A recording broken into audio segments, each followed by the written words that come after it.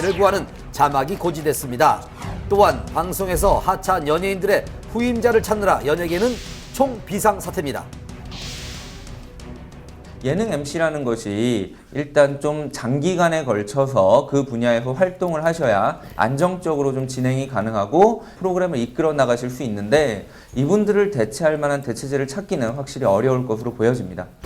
현재 모든 혐의를 인정한 연예인들, 그들이 도박으로 얻은 건 과연 무엇이었을까요? 대부분 베팅을 하는 족족 자신의 돈을 탕진했다는 설명입니다.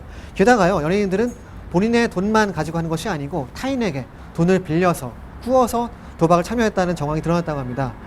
결국 이들은 돈도 잃고 명예도 잃는 두 가지를 모두 잃게 되는 최악의 국면을 맞게 된 거죠. 다음 달 6일 불법 도박에 대한 첫 공판이 열릴 예정인데요. 신중하게 결과를 지켜봐야겠습니다. 안타까운 일입니다. 세상을 떠난 고 박용하 씨 고인 계좌에서 억대 돈을 인출하려던 사람이 법정 구속됐습니다. 전 매니저였습니다. 사망 일주일 후부터 이런 일을 벌였다는 충격적인 취재입니다. 나 속상해요. 한류 스타로서 일본을 넘어 아시아 전역에서 큰 사랑을 받았던 고 박용하. 고인이 떠난 지 3년이 지난 지금 또다시 믿기 어려운 소식이 전해졌습니다. 고인을 두고 벌어진 전 매니저의 절도와 사기 혐의. 이 씨는 징역 8월에 실형을 선고받았습니다. 박용하 씨가 사망한 이후에 이 씨가 일본의 한 은행에 가서 예금돼 있던 전액 2억 원 상당의 금액을 인출하려다가 실패했습니다. 예금을 인출하려고 시도했던 거 말고도 그 고인의 회사에서 상당한 물량의 물품을 절취했다는 그런 절도죄 혐의도 받고 있습니다. 지난 2010년 고 박용하 씨의 장례식 내내 그 누구보다도 오열하며 슬픔에 잠긴 모습을 보인 전 매니저. 이제는 저 높은 하늘의 별이 되어서 늘 우리들 곁에서 반짝거릴 거라고. 항상 고인의 가장 가까이에 있던 그녀. 하지만 박용하 씨가 세상을 떠난 지 불과 일주일 만에 사건은 시작됐습니다. 고 박용하 씨의 명을 어렵게 만날 수 있었습니다. 전 매니저라는 사람이 금전적인 부분뿐만 아니라 그런 것들을 취하려고 했었다는 게 아픔이라든지 그 분노라는 거는 뭐 이루 말할 수가 없죠. 지난 3년간의 기록을 들을 수가 있었는데요. 7월 7일 날 이제 가 와서 일본 은행에서 거액을 인출하려고 시도를 했는데 가족이 시켰으니까 거액을 다 전액을 빼게 해다오. 굉장히 좀 의심적인 일이다.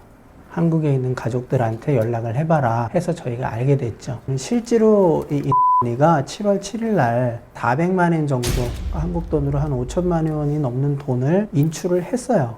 해서 갖고 갔어요. 저희가 나중에 이제 한 달 후에 알게 돼서 추궁을 하니까 다시 돈을 갖고 왔거든요.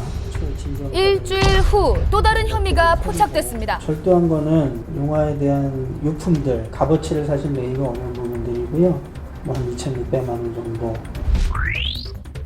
사무실에 이제 큰 창고가 있었어요. 7월 15일 날 출근을 해 보니까 텅텅 비운 거예요. CCTV를 보니까 한 30박스 이상을 빼내가는 장면을 확인을 해서 알게 됐죠.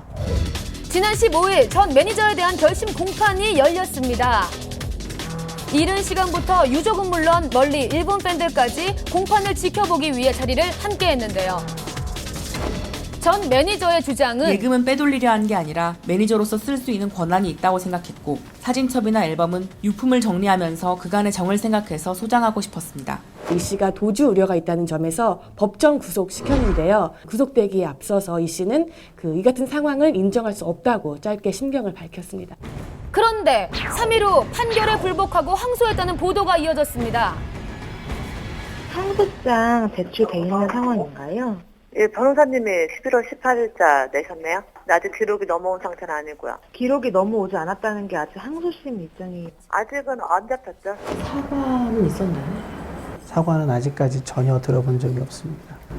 이가 현재까지도 다른 기획사에서 매니저 일을 하고 있기 때문에 저희 유가족 입장에서는 제2, 제3의 피해자가 나오지 않도록 하는 게 1차적인 또 저희 목적이기도 합니다. 고인과 유족에게 아픔을 주는 사건이 더 이상 발생하지 않길 바랍니다.